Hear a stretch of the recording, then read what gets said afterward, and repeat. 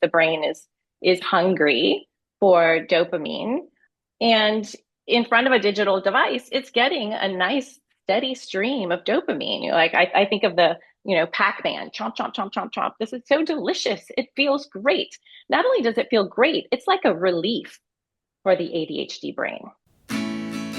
Welcome to the Healthy Screen Habits Podcast. I'm Hillary Wilkinson. Whether you're starting your parenting journey with a newborn or looking to connect with your teen on technology, let's learn some new healthy screen habits together.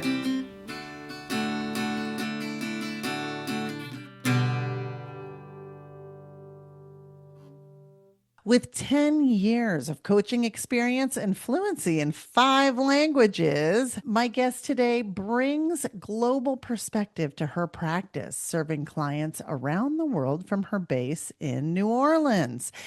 As vice president of the ADHD Coaches Association and a mentor for the Professional Association of ADHD Coaches, her expertise is grounded in rigorous training in neuroscience, psychology, and advanced coaching techniques. She's the total package. Welcome to Healthy Screen Habits, Adela Baker.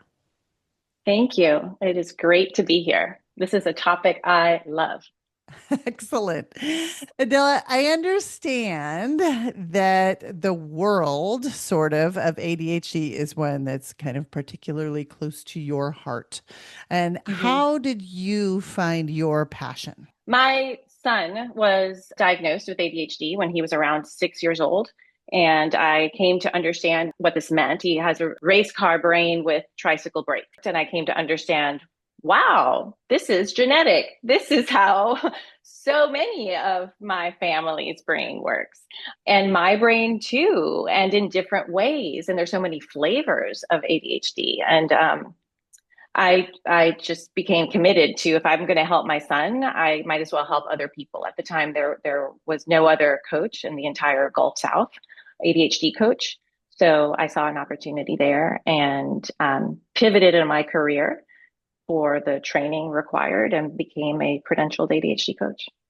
There is nothing like a mom to totally go, well, thought we were going this way. Actually, no, we're not going. Completely commit your life to something different for the sake of your child. So I understand that completely. And I respect and admire that. So let's jump into screen habits since we're here. We have many families who come to us who are struggling with children who maybe have an ADHD brain and are having a difficult time setting up parameters around screen time. The refrain that we hear is they're incapable of controlling themselves. And so why does screen time feel so different for the ADHD brain? Yeah. So first of all, let's understand, I'm going to backtrack, explain a little bit about ADHD and how it works. So first of all, attention deficit hyperactive disorder is, in my opinion, a horrible name because it's not that there is a deficit of attention. We can pay attention like nobody's business if we are interested in the topic, right? This is something called hyperfocus, which could be a superpower, right? So when you see your kid is hyper focused on that video game, that's his ADHD at work, right? It's hyper focused on something that they are really, really interested in.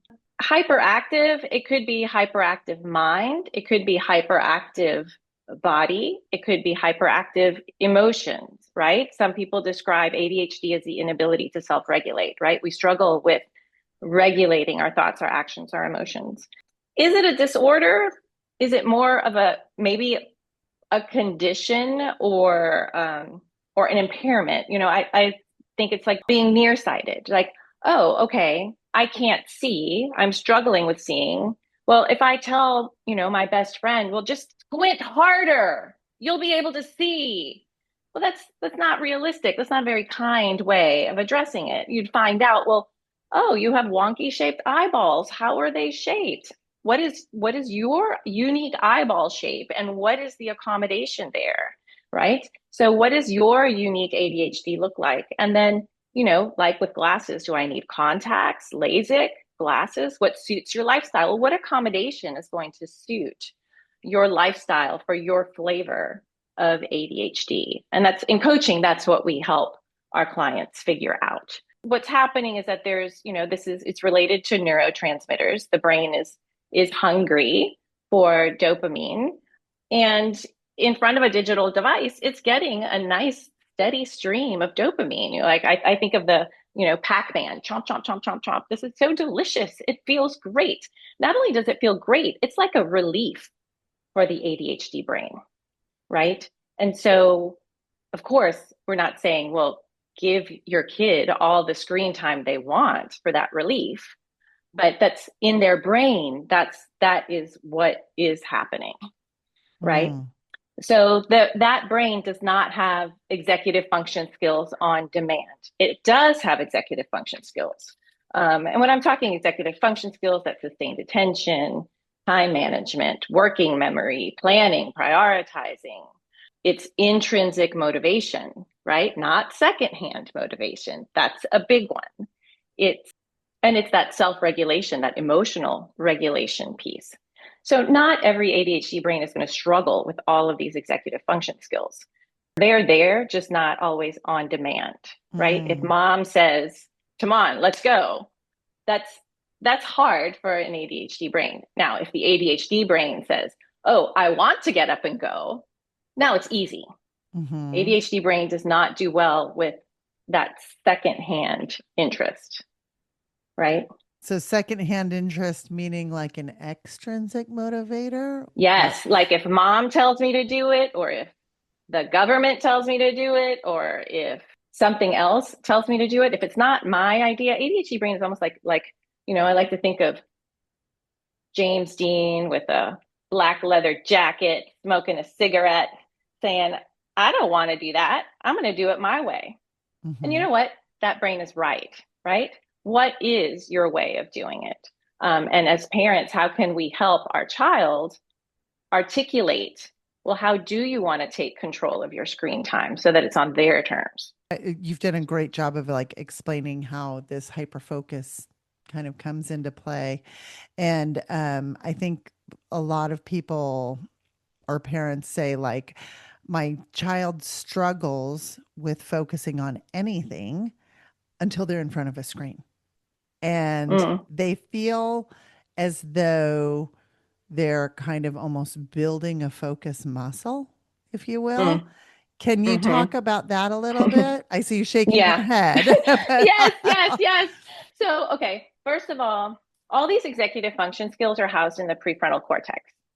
The prefrontal cortex is not fully developed until sometimes like 25 to 28 years old in males. And these are the neurotypicals. An ADHD brain has a 3 to 5 year lag. So already, ADHD or no ADHD, those executive function skills, they're being developed and they're developing at different rates. It is very hard for someone who their brain is literally not yet developed for them to have that regulation. When they are on their screens, they're getting this slow, steady stream of dopamine, and that is stimulating the brain to help it focus. But it's not training it. It's not to building focus. resilient or building. Yeah. No, Okay. no, it's not at all. What we can help our kids do is, and I even do this with adults, is help them identify what I call a dopa menu. For Say example, more. I want to hear about that. Yes. It's like, okay, if your kid is like eating candy, you take candy away from a baby or a child, it's going to complain, right? Suddenly you're asking for a temper tantrum. Same thing with screens.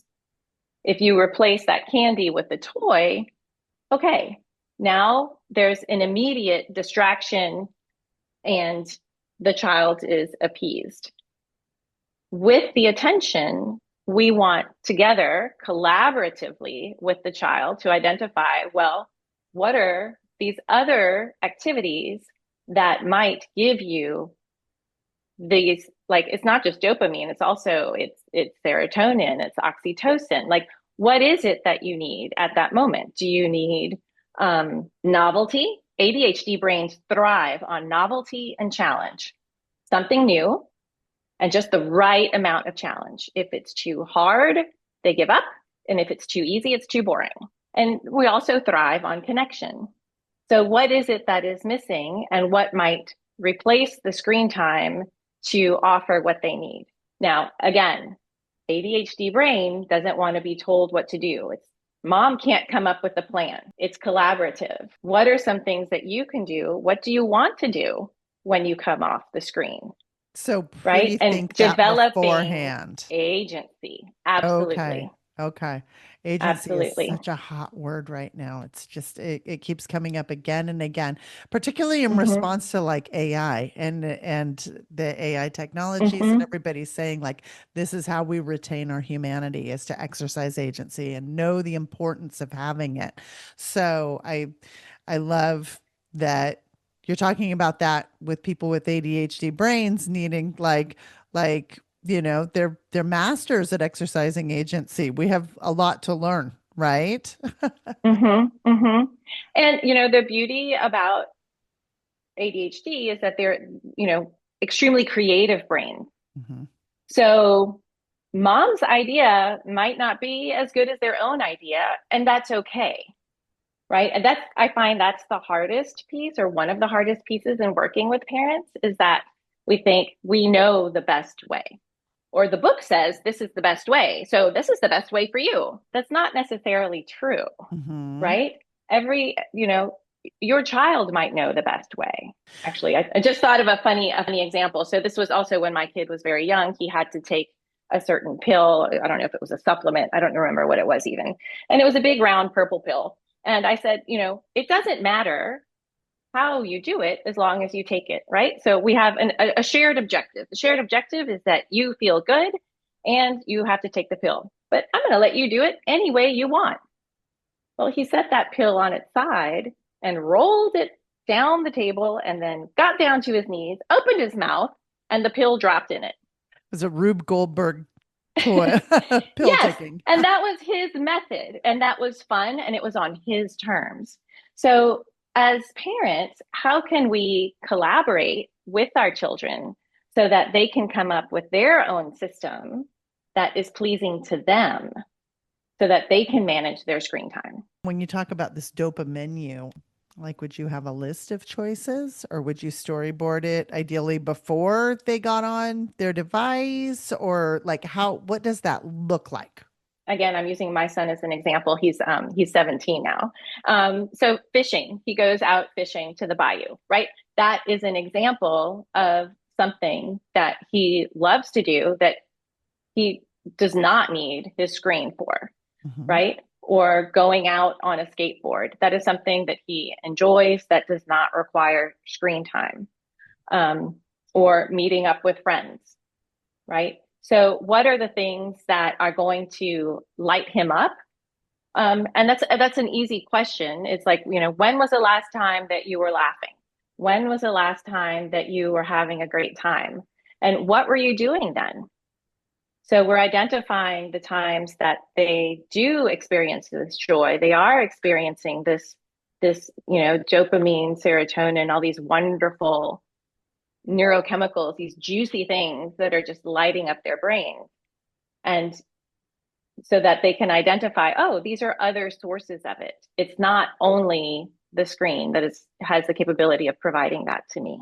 Mm-hmm. Kind of exploring that.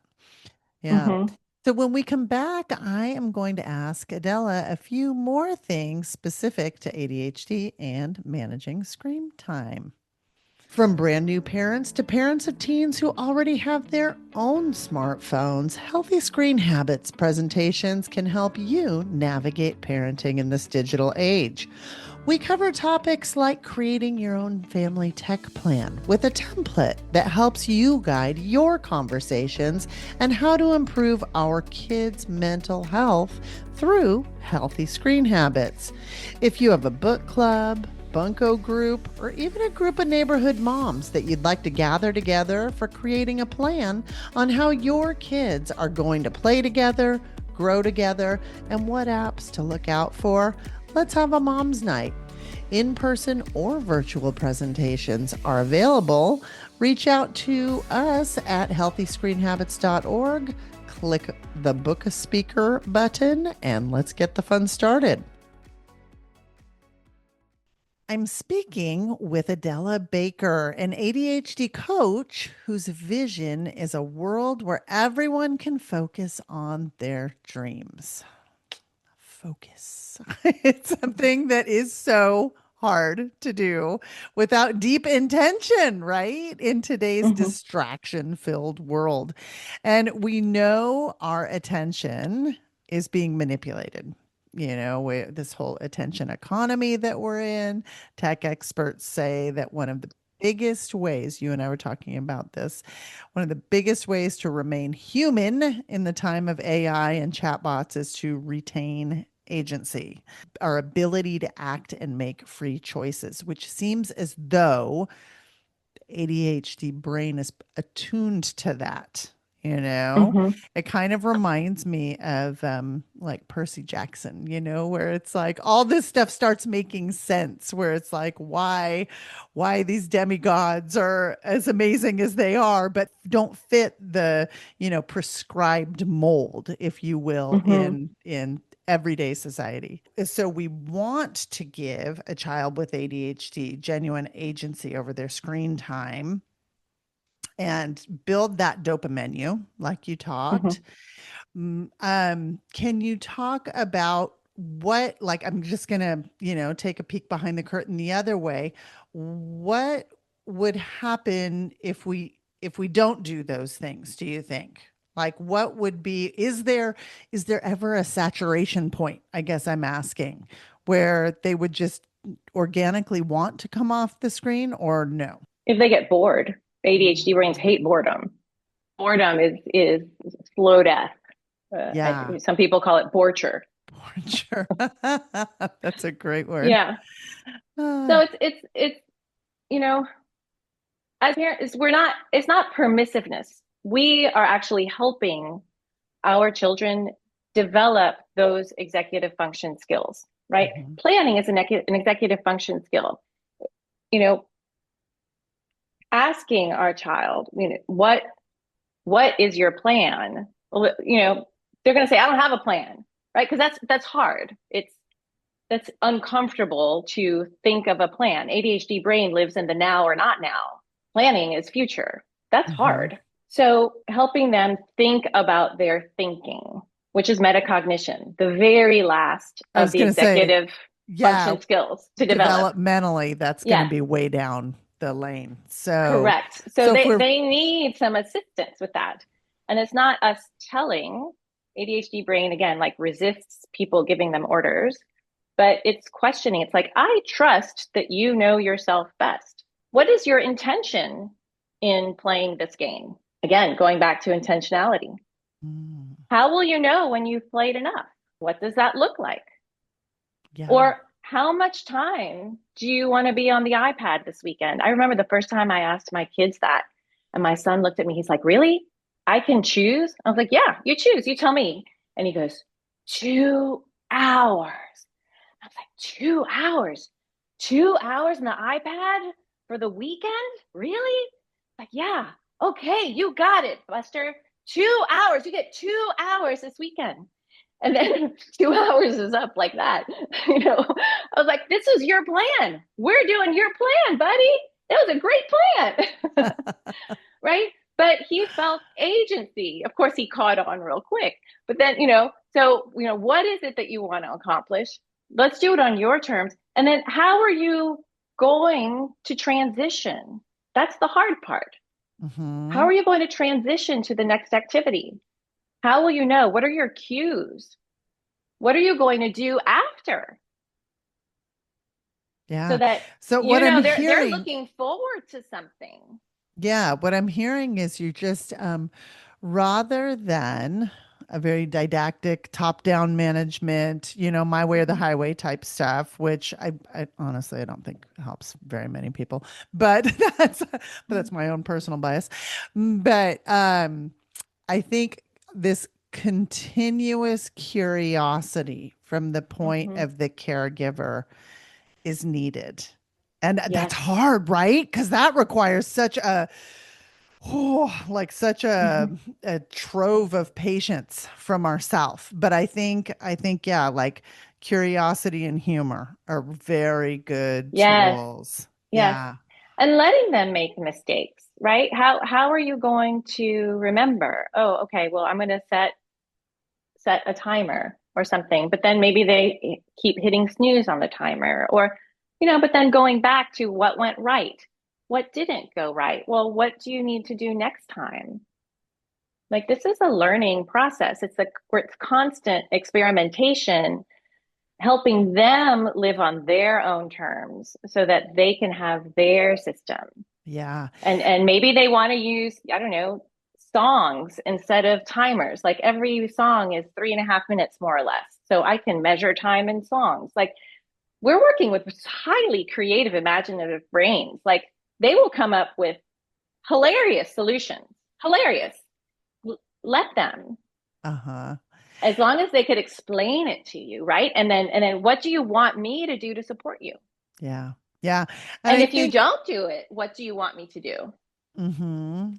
And I think having someone like you in your back pocket, like a coach, is very helpful for parents because I can see a lot of ego getting in the way, embarrassment and ego over a child that was quote unquote not following the rules or doing something their own way, and you have a lot of frustration with that. I can see that.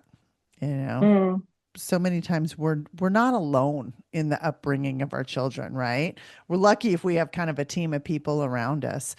Do you have any recommendations for communicating with others? Like I said, I can see how individuals who maybe are a little old school, like I'm thinking grandparents or even after school providers, teachers, anything, do you have recommendations for communicating with this team about the differing needs of a a child with ADHD and B monitoring the screen time? Like how do you communicate the specific needs for really kind of drilling down on some of the screen specific needs?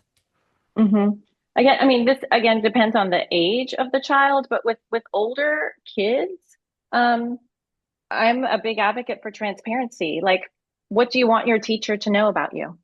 What do you think is important? What do you want to do for your brain? So we're involving the kid in the process as well. Also, I think this might be a good place to interject this fact because this fact brings tears to my eyes every time. A kid with ADHD hears over 20,000 more negative or corrective messages by the age of 10 or 12 than a neurotypical kid. I'm going to say that again, 20,000 more. Correction after correction after correction, sit up, sit down, shut up, give me that, whatever. That is chipping away at their self-esteem, right? We do not want that for our kids. I learned very early on the 5 penny game. Imagine that you have 5 pennies and you have two pockets. For every 1 penny of correction that you have for your child, you want to make sure you have 4 pennies of positive reinforcement. And sometimes there's some days I know it's hard to find four, and we want to be specific about them. ADHD brains are extremely sensitive to that negative comment, and we don't want the positive comment to just be some, good job, right? Like they're a dog or something, but really specific again to help them develop that metacognition. An example would be like, wow, I noticed that you turned off the TV by yourself and started your homework. how did you do that? How did you make that transition? Right? Or, oh, I noticed that, you gave me the remote control and you seemed okay. That's really nice. What was going on in your head at that moment? What made it easier today? So you're anchoring not just the win, but the key to success, right? So now they know, oh, well, when I do this, not only is mom happy, but I experience success. But what I hear with your acknowledgement of like whatever the desired result was, is you are also giving time and allowance for self-reflection. When Mm-hmm. it's like you're the mirror because you're like, I noticed you gave me the remote. That was so nice. That felt really nice. What was different for you? I mean, Mm-hmm. I think clearly you've been at this gig for a while. You're really good at what you do. But I just think it's an important lesson for all of us to recognize this element of reflection. It may take a little bit of time, but it'll put you ahead in the long run to allow for. Absolutely. Yes, because you're empowering your child. You're helping them learn about how does my brain function, right? You're helping them develop their awareness. You're helping them also develop acceptance of their limitations. You're Mhm. helping them develop also they now know what accommodations they need, right? Like what prescription of glasses do I need? Oh, well, I need timers. They help me. I need my planner. It helps me. I need mom to knock on the door in the morning and remind me to get up. Whatever it is, they're understanding it's okay to have accommodations. It's fine. It doesn't make me weird. It's just what I need. And then you're helping them develop that self-advocacy piece later, which is how do I ask for help? And when we are working with our kids for that empowerment, it's just so rewarding for everyone. Mhm. I'll give another example. When my kid, I took him and his friends camping, and I overheard him say, "Let's leave our phones in the tent. We don't need them." And later, I was like, "That was so great. How did you all come to that decision that all of you agreed to do it and you never did touch your phones?" And that was nice that we had this conversation about it. And they were the ones saying why it was great to be off their screen. It wasn't me lecturing them. All I did Perfect. was ask a question. Now that is anchored in their brains and that is empowering because it was their decision and their action. Mhm. And I love that you kind of bring it back again and again to the glasses and vision analogy. I've worn glasses since I was 13, so I relate to it very well. Uh-huh. And also it's, my prescription changes every year. I go in, I get it checked. So it's not a set fix. What I No. needed at 15 is not what I need now in my 50s. Yes. Yes. So Yes. I really, really like that glasses analogy. Yeah. And Hillary, I'm so glad you brought that up because remember, I said ADHD brains get bored really easily. An accommodation that might have worked for a while may no longer work after 3 months or 6 months. Yeah. And that's okay, right? If I am all about, I'm going to do Pilates, after a while, I might be sick of Pilates and I might be like, oh, okay, well, now it's going to be yoga or now it's going to be pickleball and that's fine, right? That's what ADHD does. It loves novelty. It loves new things. It, Hmm. it keeps it fun, right? We're fun brains. Yes. Okay, so we have to take another short break, but when we come back, I'm going to ask Adela for her healthy screen habit. Did you know anyone in a U.S. state, territory, or tribe who needs suicide or mental health related crisis support, or who has a loved one in crisis, can connect with a trained counselor by calling or texting 988. 988 is the easy to remember number that reaches what is commonly referred to as the Lifeline, a network of more than 200 state and local call centers funded by the U.S. Department of Health and Human Services. Formerly known as the National Suicide Prevention Lifeline, the full name has changed to the 988 Suicide and Crisis Lifeline, 988. It's the 911 for mental health. I'm speaking with Adela Baker, an expert on ADHD. And Adela, on every episode of the Healthy Screen Habits podcast, I ask for a healthy screen habit. So this is going to be a tip or takeaway that listeners can put into practice in their own homes, usually right away. Novelty, that's what we were just talking about. Okay, what's yours? So my tip is actually not a tip in the true coaching spirit. It is a question. And that it is a question to ask yourself, or that you can ask your child.